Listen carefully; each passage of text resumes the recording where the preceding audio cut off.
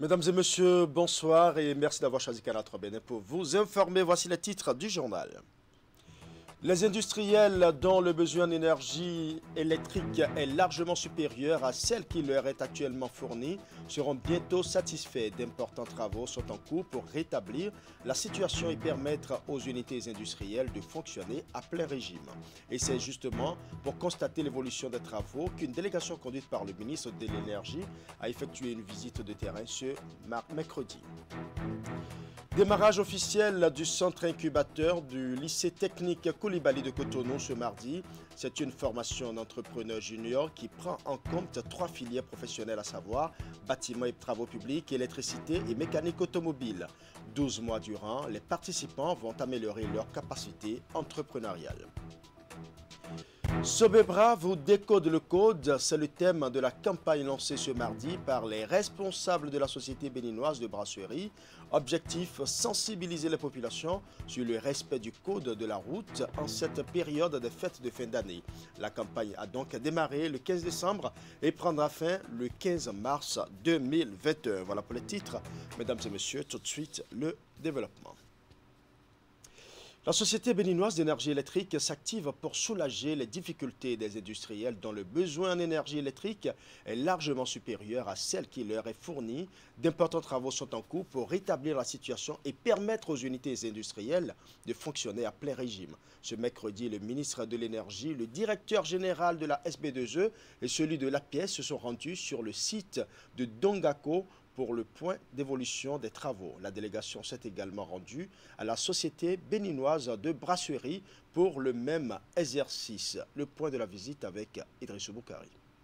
Le ministre de l'Énergie et le directeur général de la SBE sur le site industriel de Dongako, une société agroalimentaire de plusieurs unités industrielles dont le siège social est établi à Semepodji. La principale difficulté que rencontre cette société est le défaut de la disponibilité de l'énergie électrique. Et c'est pour soulager l'entreprise de ces difficultés que l'Agence de promotion des investissements et des exportations et le ministère de l'Énergie ont favorisé la collaboration entre Dongako et la SBE. Une collaboration qui a permis d'engager des travaux dont le ministre Donald Jean-Claude Oussou est venu s'enquérir du niveau d'avancement. Le besoin en énergie pour Dongako est grand. Nous sommes demandeurs d'énergie. Nous avons besoin de près de 15 MW et notre demande aujourd'hui tourne autour de 2 MW. Dongako a pour principale activité la fabrication des boissons et la commercialisation des papiers hygiéniques. Elle envisage dans les mois à venir de lancer des usines de détergents, d'huile, de fabrication de savon et de sacs, des projets bloqués faute de l'énergie. Cette visite du ministre vient sans doute donner un coup d'accélérateur aux travaux. On va travailler vraiment d'arrache-pied pour supporter l'ensemble des industries au niveau du pays et celle-ci étant déjà en activité, donc c'est doublement important d'accélérer. Donc j'ai déjà discuté avec les techniciens qui m'accompagnent et cet après-midi, nous allons vraiment dresser un plan accéléré pour permettre de respecter un peu les échéanciers promis par le ministre de l'Énergie. Et nous nous sommes engagés par rapport à ça et j'ai bien dit qu'au plus tard au mois de février, je dois venir ici pour inaugurer les installations flambant neuves qui permettront à cette industrie de réduire considérablement ses coûts pour être encore plus compétitif, parce que c'est ça qu'on attend, c'est ça que le gouvernement attend des investisseurs, des industriels, afin qu'ils puissent encore créer plus de richesses dans notre pays au service donc, de nos concitoyens. Créer des emplois et de la valeur ajoutée à l'économie nationale, c'est ce qui justifie l'engagement du gouvernement aux côtés des industriels. Et c'est ce même motif qui a conduit le ministre de l'Énergie et sa délégation à la Sobebra, une entreprise qui est aussi confrontée au manque d'énergie de façon permanente, mais qui, depuis quelques années, note des efforts considérables déployés par le gouvernement. Les chiffres sont pas politiques, les chiffres ne sont pas polémiques. Ils sont factuels. On était à 30% sur groupe en 2014-2015. Nous sommes aujourd'hui à 3%. Donc ça parle de soi. Il n'y a pas de débat là-dessus. Cette dynamique que vous instituez dans le domaine industriel se traduit également par la cohérence qu'on trouve par rapport au plan d'action du gouvernement. Vous avez noté la disponibilité énergétique plus importante. avec la perte du zéro. Mais ce qui m'a frappé encore plus aujourd'hui qu'hier, c'est cette volonté que vous avez engagée au niveau des énergies renouvelables qui constitue le deuxième projet phare du secteur de l'énergie dans le cadre du programme d'action du gouvernement. Le ministre de l'Énergie a profité de cette occasion pour rassurer tous les industriels. Le gouvernement travaille pour faire en sorte que l'énergie soit disponible pour assurer le développement des entreprises et encourager l'installation d'autres unités industrielles afin de créer de nombreux emplois. Parlons à présent de la campagne de transhumance transfrontalière 2020. Des experts béninois et nigériens évaluent les conclusions et recommandations issues de l'évaluation du bilan de la mise en œuvre de l'entente entre les deux États. Les travaux se sont déroulés ce mercredi à Cotonou. Reportage. Rencontre bilatérale Bénin-Niger à Cotonou le 16 décembre pour la transhumance transfrontalière 2020. Elle est consacrée à l'examen et à la validation des conclusions et recommandations issues de l'évaluation du bilan de la mise en œuvre de l'entente. L'activité s'inscrit dans le cadre de l'exécution de l'accord signé en février 2020 entre les deux pays. L'objectif de cette réunion ministérielle est d'offrir un cadre d'échange politique de haut niveau entre les décideurs du Bénin et du Niger afin qu'ils puissent examiner et valider les éléments saillants du bilan de la mise en œuvre de l'entente entre les deux pays, ainsi que les leçons tirées et les recommandations formulées. Ainsi, la validation par les ministres des propositions concertées qui ont été formulées par les parties prenantes dans les pays contribuera à créer les conditions propices à la concrétisation des recommandations issues de l'évaluation. En prélude à la rencontre, les experts se sont retrouvés la veille pour procéder à l'analyse critique du bilan de la mise en œuvre de l'entente. La rencontre a accouché de rapports dont la synthèse est présentée à cette session ministérielle pour amendement. Au terme de la mise en œuvre de cette entente, il était normal de procéder à son évaluation à travers une analyse critique des experts au cours des concertations décentralisées tenues d'abord à Kandi, à Gaïa, puis des rencontres nationales qui ont débouché sur une réunion transfrontalière bilatérale à Parakou pour la mise en commun des analyses et des recommandations. La session qui s'ouvre ce jour donnera l'occasion de passer au peigne fin les conditions de mise en œuvre de l'entente, les difficultés l'ayant entravée, les leçons apprises et les recommandations subséquentes. Cette expérience entre le Bénin et le Niger a bénéficié du soutien de la communauté économique des États de l'Afrique de l'Ouest. Les travaux se sont soldés par un communiqué final. À l'initiative conjointe des gouvernements. Les réformes engagées par le gouvernement dans le sous-secteur de l'enseignement supérieur portent déjà leurs fruits. Après plusieurs années d'évaluation et d'inspection rigoureuse, le gouvernement reconnaît les mérites d'un certain nombre d'établissements privés d'enseignement supérieur en activité au Bénin. 19 au total pour la première vague. Ils ont reçu ce mardi leurs arrêtés d'agrément. C'était à la faveur d'une cérémonie qui s'est déroulée à l'ISBA à Cotonou. Idriss Boukari pour plus de précisions. 19 établissements privés d'enseignement supérieur reconnus par le gouvernement suite à leur évaluation et inspection.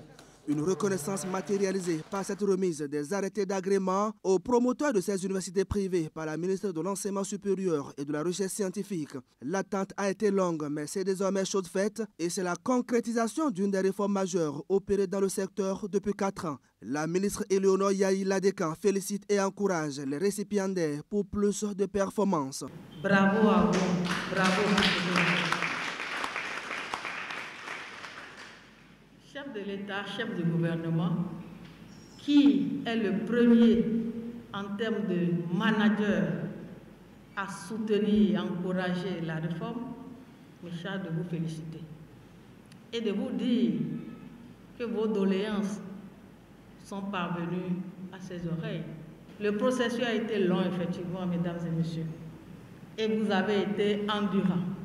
Vous avez compris la réforme du gouvernement qui est relative à la qualité dans tout ce que nous faisons, à la qualité des services que nous rendons à la communauté, à la formation donc de la relève de qualité pour porter le développement.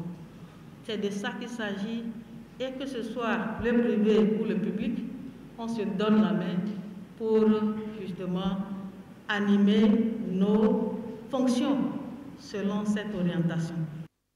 La rigueur et la transparence, c'est désormais les valeurs qui gouvernent les établissements privés d'enseignement supérieur sous le régime du président Patrice Talon. Pour les promoteurs des EPS, la réception de ces agréments constitue pour eux une bouffée d'oxygène. Vous savez, avoir son agrément, son arrêté d'agrément pendant la rupture, ce n'est pas une chose aisée.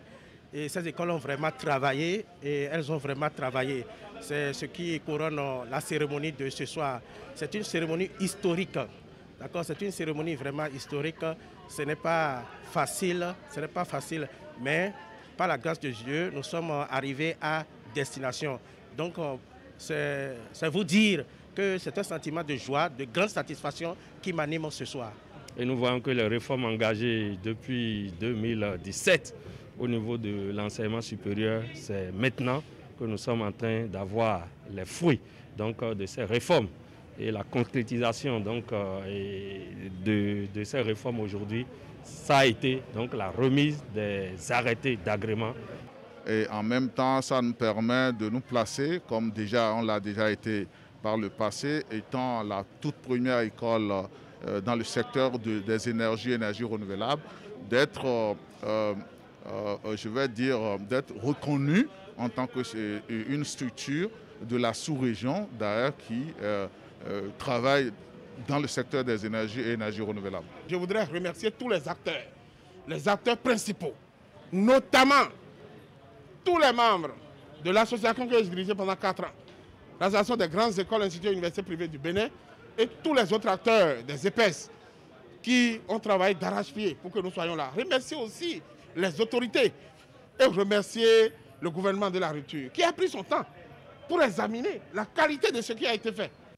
Une fois ce cap franchi, il reste le plus important aux yeux des promoteurs des établissements privés d'enseignement supérieur, l'ultime étape de maturation et de responsabilisation des universités privées. Il s'agit de l'homologation qui permettra aux établissements privés d'enseignement supérieur de délivrer directement les diplômes à leurs étudiants. Le chemin est encore long pour y arriver.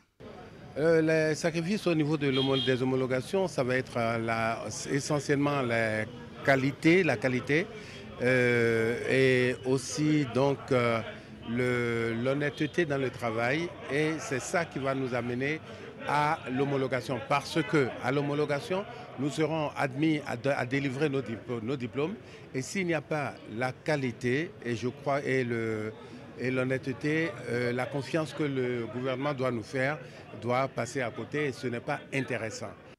Cette cérémonie de remise des arrêtés d'agrément n'est que le début d'un processus qui va se poursuivre avec une vingtaine d'autres établissements privés d'enseignement supérieur qui recevront également leurs agréments. Le centre incubateur du lycée technique Koulibaly de Cotonou a lancé ce mardi la formation des entrepreneurs juniors. C'est une formation qui prend en compte 3 filières professionnelles, à savoir bâtiments et travaux publics, électricité et la mécanique automobile. 12 mois durant, les participants vont améliorer leurs capacités entrepreneuriales. Le point de la cérémonie de lancement dans ce reportage de Teddy Goudalo présenté par Ali Momone. C'est parti pour 12 mois de formation en faveur d'entrepreneurs juniors dans 3 filières professionnelles, à savoir la mécanique automobile, l'électricité, bâtiments et travaux publics. Ils sont une quinzaine à prendre part à l'édition de 2021 qui va leur permettre de recevoir les rudiments nécessaires pour mieux s'imposer sur le marché de l'emploi. Nous promettons que cette édition ne sera pas une des trop et il en sortira de grands entrepreneurs dans tous les domaines de la vie. Le centre incubateur du lycée technique Koulibaly de Cotonou reçoit des finissants des établissements de l'enseignement technique, de la formation professionnelle, porteurs de projets liés à leur formation initiale, qui viennent y acquérir un perfectionnement sur le plan technique et bénéficier d'une préparation en entrepreneuriat afin de créer et de faire démarrer les activités de leur entreprise. La séance de formation est initiée par le centre incubateur du lycée technique Koulibaly de Cotonou. Plusieurs entreprises partenaires du centre accompagnent les entrepreneurs juniors durant la période de leur formation. Je vous souhaite beaucoup de courage. Vous avez choisi la meilleure part, car avec cette voie noble, vous saurez vite toucher l'essentiel. Vous allez posséder le monde, vous allez le dominer comme le Seigneur l'a demandé, et vous allez le transformer correctement. Alors, prenez-y vraiment soin. Quand vous allez voir, vous allez découvrir les thèmes que vos formateurs vont vous développer, vous saurez que oui, on a choisi pour vous de très bonnes choses. Pour bien vous former, pour que vous soyez distinctif sur le marché des emplois. Le centre incubateur du lycée technique Coulibaly de Cotonou est en effet créé en janvier 2015 et a déjà connu une édition de renforcement des capacités des jeunes entrepreneurs. Un établissement autonome qui dispose de plusieurs unités de production. Il s'agit entre autres des unités de la menuiserie bois, du froid et climatisation et la mécanique automobile. La ville de Grand Popo, dans le département du Mono, a abrité du lundi au mercredi un colloque organisé par la commission permanente communication, arts et culture de l'Académie nationale des sciences, arts et lettres du Bénin en Salba. Au menu de cette rencontre, l'état des lieux et les perspectives de l'art, l'artisanat pour le développement du Bénin. Le point. Voici des têtes pensantes et autres acteurs culturels de premier plan, membres de la commission permanente communication, arts et culture de l'Académie nationale des sciences, arts et lettres du Bénin en Salbe. Ils sont ici à quelques mètres des vagues océaniques de la station balnéaire de Grand Popo, à 80 km environ de Cotonou au sud-ouest du Bénin, pour animer un colloque. Un rendez-vous dont le thème central est art, artisanat d'art et développement au Bénin, état des lieux et perspectives. Nous sommes réunis ici pour réaffirmer, clamer haut et fort l'utilité sociale incontestable des artistes. Nous le ferons avec toute la force et toute l'ardeur de notre commune conviction pour que même les sourds nous entendent, pour que l'on porte désormais sur les artistes et sur tous les créateurs de l'esprit un regard plus positif. Comme vous le voyez, ce colloque est d'abord le rendez-vous des artistes. Je veux dire les comédiens de théâtre ou de cinéma, les artistes plasticiens, les conteurs professionnels, les écrivains, les auteurs dramatiques, auteurs de jeunesse et j'en passe. L'importance du thème a exigé aussi la participation de représentants de l'autorité et celle des universitaires intervenant dans des domaines variés tels que l'histoire de l'art, l'anthropologie culturelle, la muséologie, la philosophie, la didactique des contes, la critique d'art et la critique littéraire. Cette rencontre scientifique a pour objectif de mettre en évidence la contribution de l'art et de l'artisanat au développement et au progrès social du Bénin. Les travaux vont permettre d'aborder des thématiques telles que la politique culturelle du gouvernement, l'éducation artistique et culturelle en République du Bénin, les classes culturelles en République du Bénin, l'industrie culturelle au Bénin, la fonction socio-économique et culturelle de l'artiste dans la cité, ainsi que art, formation et développement. Nous rêvons d'un Bénin où le secteur des arts et artisanat d'art deviennent des secteurs des plus grands créateurs de richesses. Il s'agit aujourd'hui que le gouvernement nous en crée les conditions et environnements favorables. Nous sommes des faiseurs de rêves, nous sommes des marchands d'illusions, des vendeurs d'utopie, des semeurs de joie, des éveilleurs de conscience. Faites-nous confiance. La créativité est notre arme. Nous sommes des travailleurs, nous sommes des patriotes prêts et engagés pour la renaissance du Bénin. Je peux vous garantir qu'un fidèle compte-rendu sera fait au président de l'Académie afin que l'œuvre qui a été ainsi entamée puisse être poursuivie et que la problématique de la place de l'art au sein du développement de notre pays, vu du point de vue de l'Académie, puisse se pérenniser et arriver à donner les résultats qui, nous l'espérons, vous apporteront satisfaction et plus grande motivation encore pour des lendemains meilleurs au niveau de votre corporation. Le colloque va durer 72 heures. Il va permettre aussi d'aborder la question de la coopération muséale et patrimoniale entre la France et le Bénin pour en connaître les tenants et aboutissants. Déclaration de presse du procureur de la République près le tribunal de première instance de première classe de Cotonou. Mario Metonou s'est prononcé sur les manœuvres de tricherie enregistrées lors du déroulement du concours de recrutement de 100 auditeurs de justice qui a eu lieu ce week-end.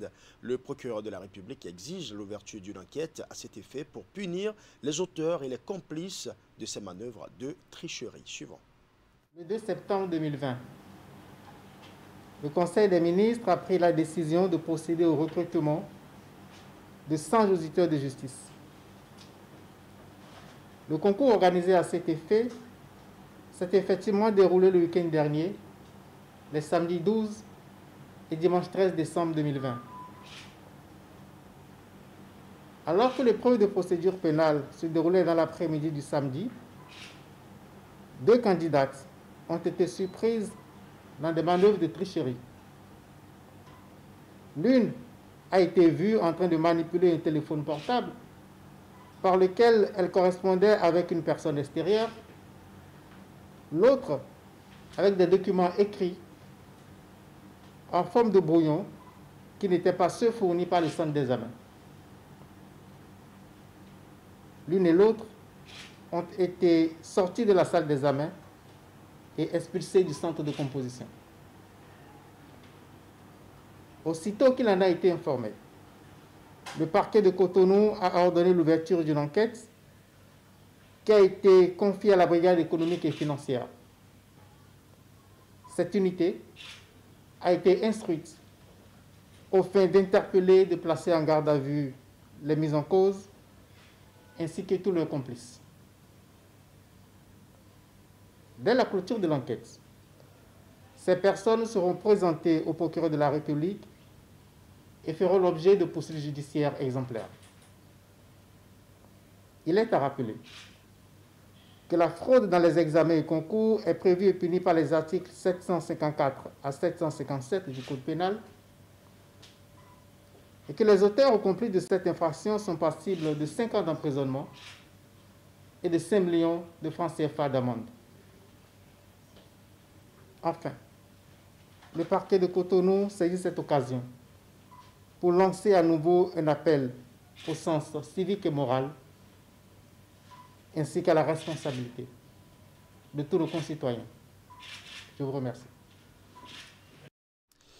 La tournée de reddition de comptes du président de la République est terminée. L'heure est au bilan et c'est au ministre porte-parole du gouvernement d'échanger avec les professionnels des médias sur les enjeux et la portée de ce périple qui a permis au chef de l'État de toucher du doigt les réalités sur le terrain et l'impact des réformes engagées par son gouvernement. Nous allons suivre Maître Alain Oronla.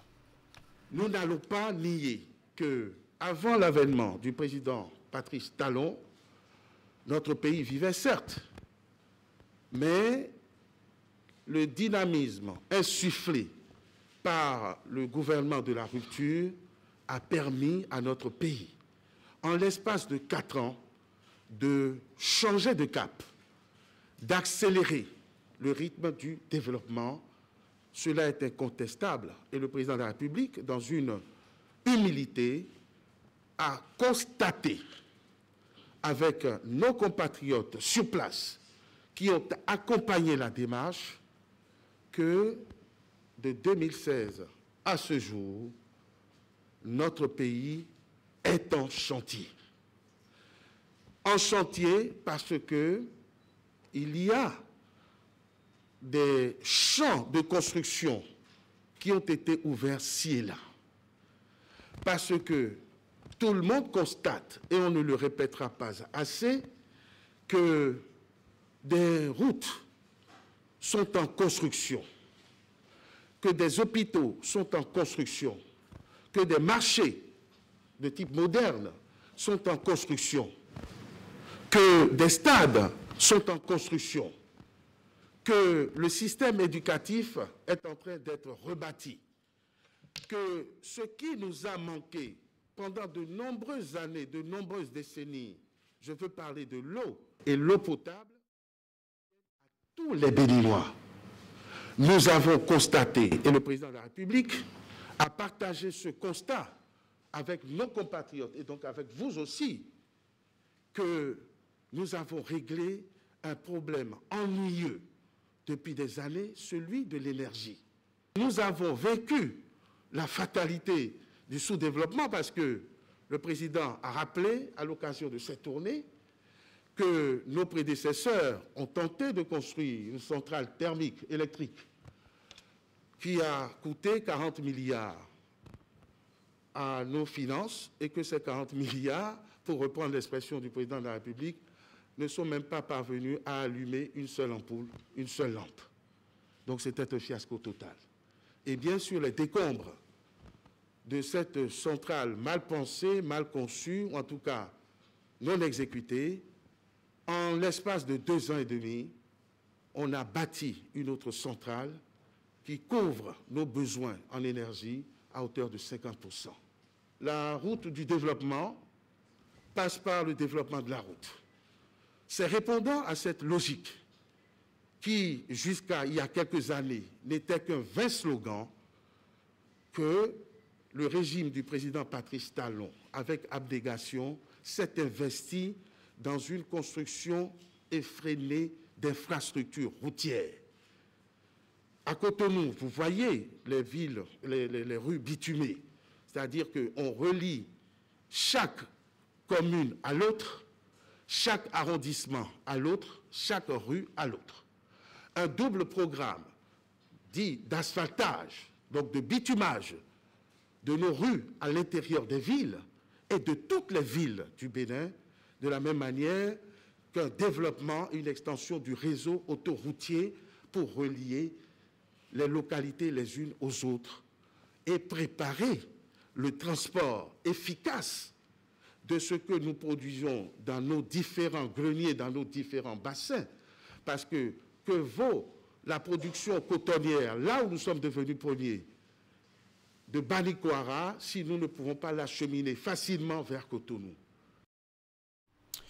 Je l'annonçais en début d'édition, le top de la campagne dénommée Sobebra vous décode. Le code a été donné ce mardi à Cotonou.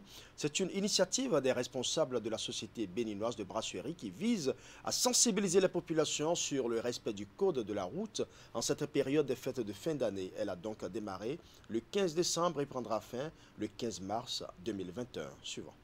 Sobebra achève à sa manière l'année en cours et embrasse la nouvelle avec prudence et respect du code de la route. Il est évident ici que la vie des clients et autres consommateurs des produits de la société béninoise de brasserie importe beaucoup à ses responsables et donc prévenir et réduire les accidents de la route paraît bien opportun. La campagne dénommée Sobebra vous décode le code tombe donc à point à l'effet de sensibiliser les usagers de la route. Cette campagne vise à sensibiliser les usagers de la route et les inciter à adopter les bons réflexes de conduite. À compter de ce jour, nos produits de la gamme Yuki porteront une contre-étiquette strictement dédiée à la campagne. Sur chaque contre-étiquette, vous verrez un panneau de signalisation routière. La signification de ce panneau, juste après le panneau, ici par exemple, vous avez le panneau annonce de feu tricolore. Juste après ce panneau, la signification. Et après, vous avez la conduite que nous recommandons aux usagers de la route à adopter à la vue de ce panneau. Pour sensibiliser le plus grand nombre d'usagers, un dispositif multimédia unique a été mis en place. 144 émissions de radio réparties sur 12 chaînes à travers tout le territoire, diffusées pendant 12 semaines.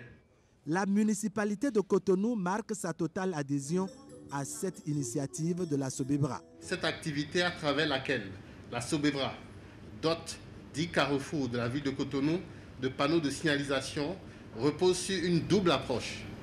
Faciliter la mobilité urbaine d'une part et garantir la sécurité routière d'autre part, surtout en cette période de fin d'année. Je voudrais donc, au nom du maire de la commune de Cotonou, remercier la Sobebra pour cette initiative. Nous sommes aussi un vecteur de communication et que quand nous produisons des centaines de millions de bouteilles, il est facile d'utiliser ces bouteilles comme un médium et permettre, au travers de ce médium, de passer un message. Le message aujourd'hui, il est très simple. Au lieu de discuter autour d'une bière, pour une fois, on discutera autour d'un panneau. Et on espère que cette discussion permettra à ceux qui convoient nos collègues de se souvenir que quand ils ont lu le panneau, il y avait une signification et qu'ils appliqueront à la lettre la signification de ce panneau. La campagne va durer 3 mois et la Sobebra s'engage à organiser sur l'étendue du territoire national des séances foraines de sensibilisation dans les grandes gares routières. Des visuels didactiques seront relayés dans la presse et sur les réseaux sociaux pour transmettre aux populations les messages de prévention routière. La campagne prend fin le 15 mars 2021. Ainsi se referme ce journal. Merci pour votre aimable attention. Bonne soirée à chacun et à tous.